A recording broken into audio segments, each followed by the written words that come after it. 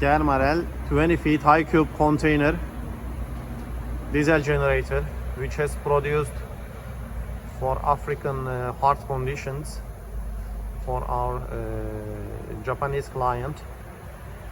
So they will install it in their hospital for their also with voltage stabilizer, with Volvo motor and with special military alternator. So it has C certification that can be carryable by vessels, with 2 doors. One is for diesel generator, one is for electrical distribution board area with voltage stabilizer. So I will show you now also the cable entry, which is really compact and easy to install.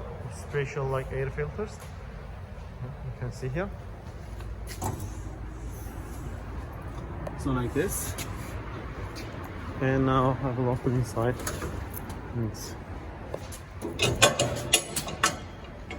So you see here. Here will be the diesel generator area, and here will be the electrical distribution board and voltage stabilizer area.